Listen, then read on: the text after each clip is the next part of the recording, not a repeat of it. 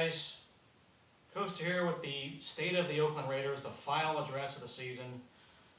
Unfortunately, this is the end for me, as you know, with regular Raiders videos. The Oakland Raiders, in their final season in Oakland, end 7-9, and all we're thinking about is what could have been.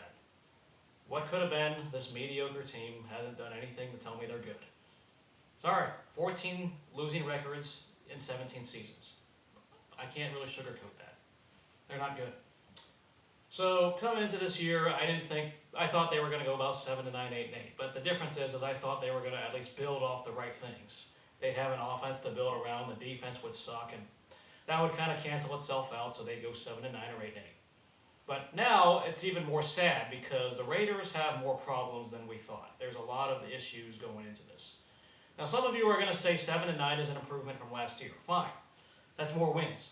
But mediocrity is not fun. Okay? You look at Jason Garrett and the Dallas Cowboys. Ask them what mediocrity is all about. They've gotten 8-8 multiple years. They've had some division wins. They've had only 2 playoff wins. They had him for the whole 2010s decade, minus 8 games when he was the interim coach. And he was a coordinator. But they went 8-8 so often, or they were just playing to the level of their opponent. They never showed that they can be a great team. And it's sad how much they wasted Tony Romo's later years with injuries and so on. But that's beside the point. That's not fun. Cowboys fans wanted Jason Garrett fired a long time ago, and they held on to him. So I'm not going to get excited over 7-9 or 8-8 with the Raiders. That being said, this is the biggest problem for me, is that there's too many holes. Now, I will talk about some positives. Josh Jacobs, Darren Waller, Max Crosby. I can talk about some individuals like Hunter Renfrow. I really wish there were more people like Hunter Renfrow on this team who want it. They're hungry. They want to win. Hunter Renfrow showed it in his actions. Nobody thought, or at least I didn't think he was going to do anything on the offense. I thought he was a special teamer at best. But he showed he can play. For all the underdog story, he was probably one of the bigger underdog stories on this team, and he showed he can hang with guys as a slot receiver. So, props. If only there were more players like that. Now, that's one of the bad secrets about the NFL. Some of those guys don't give a damn once they're paid.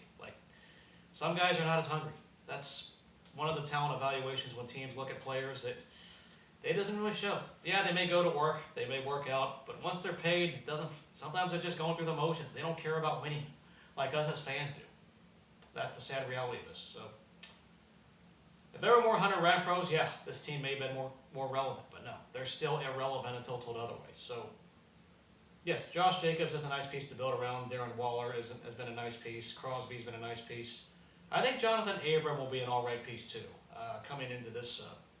It sucks that he got hurt in week 1, and I hope for Bohr it could have been there's a lot of what could have been there if he played.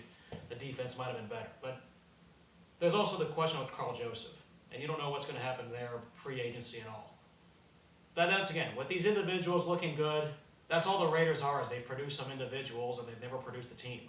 Are Josh Jacobs and Waller going to do anything relevant in a Raider uniform, or are they going to have to win with another team like Charles Woodson had to? Right now, all those guys that I mentioned, they just remind me of other players who looked good and then they had to leave, or they didn't. Their career was wasted with the Raiders. Nnamdi Asomugha, Zach Miller. I could talk about others. There's just so many. Namely, Asomugha and Zach Miller were the main 2 guys who were legit talents, and they eventually didn't get to play relevant football because they were on the Raiders. Sad. Sad, but it is what it is. I'm sure there were more. I can't name off the top of my head, but those are the first 2 that come to mind. Anyways, the biggest hole in the elephant in the room is, of course, Derek Carr. Suddenly, you thought this is going to be the franchise quarterback. This is the guy, and now he's made the mistakes where he's just average. He's not living up to that bill of his contracts. And it doesn't help. We don't know what the Raiders are going to do there. It's going to be until the draft where you find out. Once again, we don't know if there's a quarterback they like that's available at number 12 overall, the draft pick. It won't be determined until the draft to find out what happens to Derek Carr. Otherwise, you have to assume they may hold on to him depending on what's available. But if there's a quarterback they like at 12 overall, they're going to take him. I believe Mayock and Gruden can do that. Now, when it comes to front office, I trust Mayock to find and evaluate talent. He's shown through the draft that he can get some guys already. The problem is that can the Raiders staff develop? If Rod Marinelli is going to join them, I heard that Buckner got fired, which is okay. there's some coaches on defense that need fixing the personnel. Like the coaching was just not there. They got to develop the talent they have around them, and I think the talent had come to this team, but developing them is another story, and that's been a problem with the Raiders for years. Okay, we've had all these holes, all these issues, and we're going to Vegas and all that, but the development of the talent is just not there. You have to have a team, 22 players or more, and so on. And right now, you only have about 5 or 6 guys that are legit players, and the rest, it's just hard to watch. Linebacker especially. I mean, had they been coming in with an offense going to Vegas and Derek Carr looked good, we'd say, okay, we can fix the defense and we know the issue. Well, now the Raiders are cornerbacks, linebackers, a couple of raw defensive linemen. Linebackers and cornerbacks are a big hole. Suddenly quarterback becomes a hole because otherwise it's average. It's not impressive. Wide receiver is a big hole. Even offensive line, I mean, it's not a major hole, but offensive line is still just kind of average. It didn't live up to the hype. So I can't really say Gruden's got this. Okay, the problem is that the offense was below average. They were ranked in the bottom half of the league. I think it was 24th or something. And all the cap hit from Trent Brown, Rodney Hudson, Derek Carr, they all have invested on those 3 guys. And then of course, you add Colton Miller and other picks. It's not living up to the hype, guys. Basically, it's just stop Josh Jacobs and you win. That's what's happened to beat the Raiders. They need wide receivers, they need weapons, but now they suddenly need a quarterback who can elevate the game around them. So there's just too many holes to tell me that this team can turn it around overnight. It sucks because you look at other teams. You look at the team in Levi Stadium. They're right now in the conference championship game. They turned it around quickly after a 4-12 year. The Buffalo Bills. They had to blow up their front office, but now they have a legit defense to build around. I think this is only year 2 or year 3 of their current regime, and they've already turned around the defense. Offense, that's another problem. They have something to build around. The Raiders don't. So, do the Raiders have it? I don't know. None of us are really going to know until time will tell. But it's not really helpful when John Gruden is making $10 million a year and he's not living up to the contract. It's just, once again, can't teach an old dog new tricks. You can talk about the talent on offense lacking, but the conservative play calling is boring. It's predictable. It doesn't really excite me, and that's why I have not been excited about Raiders football for a very long time. They just continue to play this game where they take a lead and then they get laid back and then they let the other team back in it. I mean, you look at even other teams, I call it a complete win if you blow out the opponent and you don't have any doubts in the 4th quarter. Well, the Raiders had none of those. None of the 7 wins this year by the Raiders were blowouts. They were either blowouts in the first 2 quarters or blowouts in the first 3, and then they let the opponent back in. It took like a couple plays in the 4th to put away the opponent. The Raiders still don't know how to play with a lead. And I'm sick of that. That's tiring and annoying and so on. So, once again, I don't know what to think about this team. There's too many holes, too many question marks to say Gruden's got this. But I think Mayock can get the talent to come in. It's just a matter of does Gruden and his staff develop that talent, and do they have a quarterback to lead them in Vegas? That's the problem. Like, I thought, oh, maybe they were a year away. But now they're suddenly 2 or 3 years away with so many holes that I just mentioned. That doesn't excite me, guys. Sorry, but I look at the roster and I'm not really impressed. So, there's the big issue here, is that the Raiders mirror one team that I think about. No, it's not the Detroit Lions. It's not the Cleveland Browns. Though, we are kind of heading in that territory of being forgotten. You could get a new stadium. I mean, both of those teams have had recently built stadiums. The Detroit Lions haven't hosted a game in Ford Field in the postseason yet in their history. So the new stadium does not guarantee winning on the field. The only thing that it guarantees is Mark Davis's wallet is going to be really fat, okay? All those PSLs, all those corporate tickets he's going to sell, and, oh, everyone's going to sell tickets, easy and TV deal, all that stuff. Yeah, they're going to make plenty of money on that. Mark Davis will be rich. That's about all that's guaranteed when they move to Vegas. Winning games on the field, I need to see it. To me, the moment was over. The Raiders' relevance was over the moment Bill Musgrave was fired by Mark Davis, okay? We can talk about Mark Davis making business decisions, and fine, he made a good decision to go to Vegas for the money, but he fired Bill Musgrave. The moment that's happened, the offense has gone to crap. This team has been irrelevant for now 3 years of this crap. It just shows that 2016 was a fluke, and it's sad to think what could have been.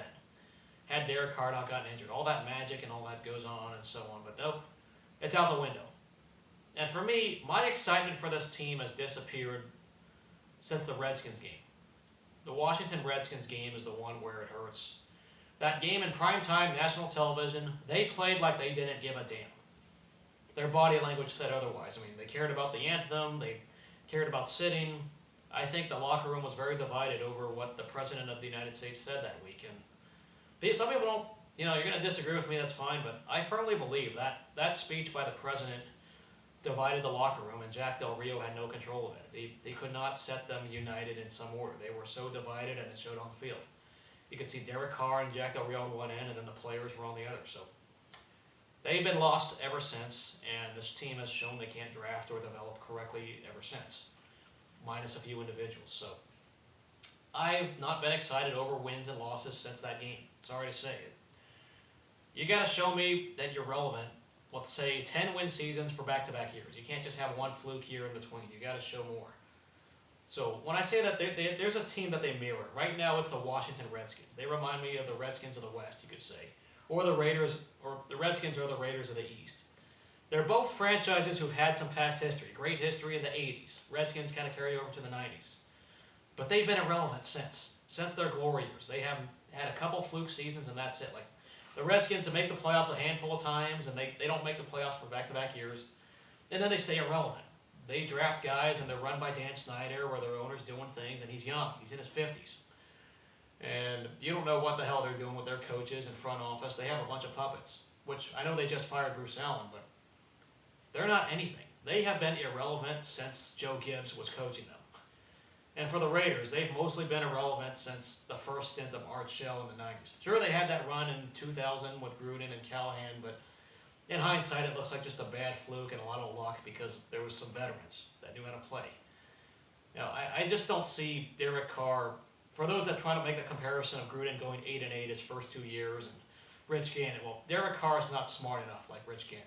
Derek Carr does not make the same mistakes. Derek Carr makes a lot more mistakes than Rich Gannon did when it came to running the West Coast offense. Okay, I don't think that comparison's ever going to happen.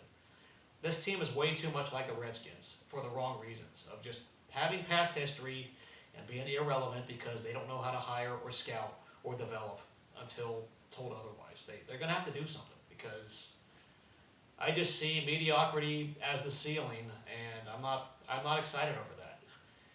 Now, as for the fans, I'm sure there's going to be fans. People are loyal to the brand. I'm not going to be burning my gear or any of that, but I'm not going to be excited until they start winning. Call it fair weather, call it terrible, but just when you see all this mediocrity or you find ways to lose or you think about how they're going to lose and blow it like the Jacksonville game, it just happens. And they still don't know how to get it right. They're not a good team. They're just mediocre until told otherwise. So the stadium, I'm sure it'll be nice. It'll be a novelty to go there. But I'm sure that it's going to be packed with opposing fans who bought the tickets off the secondary market. Very easy to do that. Vegas, as you can see from the intro, they got an inferiority complex with California, so a lot of Californians are going to make that trip. That's fine. But I'll just remember my time in Vegas going to a hockey game for the Golden Knights, and I got booed the hell out of because I'm wearing Sharks gear. That inferiority complex with California is really funny. It is. I know if you're from LA or San Diego or even Anaheim or in the Bay Area, there's that rivalry there with Vegas, and it's going to be funny. But I don't know about them going to be a Vegas team. They're going to just depend on the national brand of the Raiders, and I don't think Vegas people are going to adopt the Raiders unless they're relevant. I mean, you got to have short-term winning like the Vegas Knights have, and now the Knights have their fan base. They're established in a very short time. The Raiders, there's too many holes to do it in 2020 or in 2021. That's the problem. I don't think they can just turn it around until Gruden shows me otherwise. So that is it in terms of me and thinking about the Raiders and talking about them for 11 years of chronicling their ups, their downs, their suckness, their awfulness, the drafts, and more. I do want to just say thank you for all those of you who have been watching me. I know my content has gone down. I'm very aware of that. And fine, I don't have time to edit and do as much as I used to. I'm a working guy now. I've got a job. I'd rather get paid and not watch the Raiders sometimes. It's just how it is. I'd rather work to death. You can see that I go traveling if you haven't seen my other videos and how I've done videos from Texas or even at Arrowhead Stadium as you saw. I mean, that's where my career is. So I'm willing to do one thing, and that's the Q. For those of you still watching, I'm willing to do a Q&A video for the next video. It's my real formal farewell. So you can ask any question down below, though I may not answer it, such as what do I do for a living or something like that. Okay, I'm not answering where I live or what I do or my personal life of people I'm with or who I know. But I am willing to answer questions that you have on that are in the comments below, and if there's anything interesting, I'll answer it in a separate video. So yeah, thanks again for all this, for the 11 seasons of this nonsense of watching Raider football, talking with you guys. It's sad. The Raiders losing has made me senile and angry and negative. But that's also what happens when you're close to the NFL business. I can tell you, I spent about 3.5 years a lot closer to the NFL business more than I wanted to, and I learned way too much. Once you know that information, you're just scarred. And suddenly it's kind of scarring me when you just predict what's going to happen. You already know the story, and I'm not willing to just fish out my money to see them lose. Sorry, I just don't like wasting money. At the end of the day, I really value my dollars, and I want to stretch them. I want to make use of them. I'm not going to just spend money to go see a loss. Can't do that. I go if I think my team's going to win when it comes to football. I've just found more passions from baseball and hockey, and as you can see, travel more than Raiders football. The Raiders just scar me and have me bored. I don't have the same excitement. I know for some of you, oh, it's good to be with your friends. Well, I'm out of the market. I don't get to see my friends. Yeah, I have them on the internet, but I don't get to see those Raider friends when I was in the Bay Area like I used to. So that's sad, but it is what it is. The Raiders are right now just a mediocre franchise until told otherwise. So thank you again very much for those who've been watching me all these years. I'm still wearing this uniform, as old as it is. I don't care. I'm not worried. As long as it's not ripped and beat up, I care more about the team on the front than the name on the back. That's just how I operate when it comes to uniforms. So it is what it is, guys. We'll see you guys in a Q&A video. And yeah, I will talk about the Super Bowl no matter what, no matter who's playing. I think that's still going to be my tradition, is to talk about the Super Bowl in future years. But when it comes to Raiders every week coverage or nearly every week coverage, I'm done with. You can follow me on Twitter at CoasterFreakin' down below. But yeah, I said I'm done when it comes to actual videos on the Raiders now that they're going to be Las Vegas Raiders starting, I believe, March. Once free agency hits, March is when the calendar year begins for the new season. So thanks again, guys. We'll see you another time.